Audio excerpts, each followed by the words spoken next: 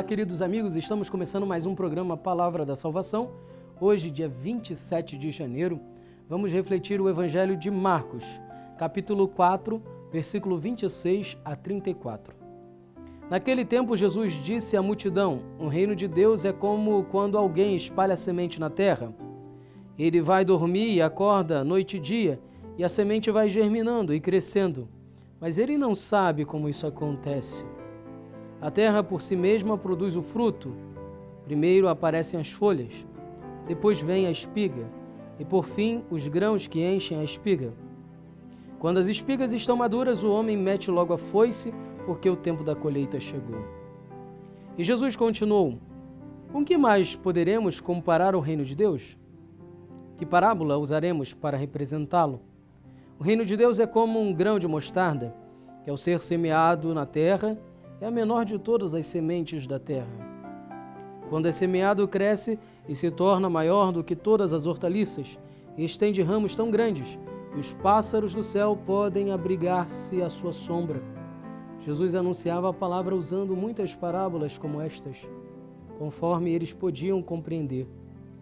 E só lhes falava por meio de parábolas, mas quando estava sozinho com os discípulos, explicava tudo.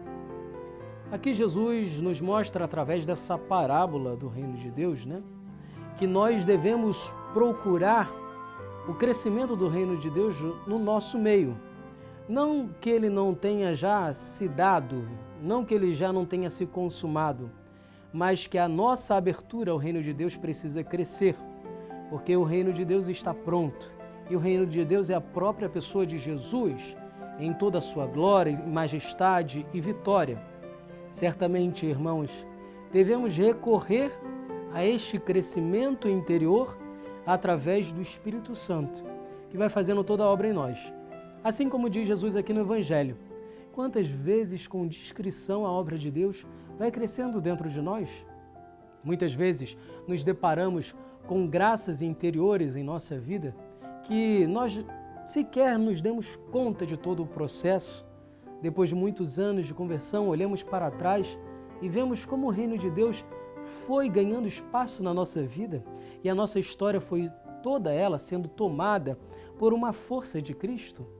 E não conseguimos mais viver, não conseguimos mais resistir a esta força de Cristo em nós que se dá no Espírito Santo. Certamente, irmãos, devemos crescer ainda mais, porque o reino de Deus precisa de mais espaço em nossa vida. Nós pensamos muitas vezes que a nossa conversão está dada, que nós estamos prontos. Isso é um erro, um grave erro.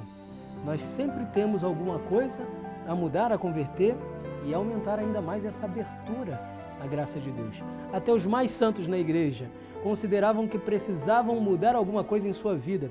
O mínimo pecado, o pecado venial, o pecado mais leve, eles tinham horror a esses pecados e queriam mudar isso neles.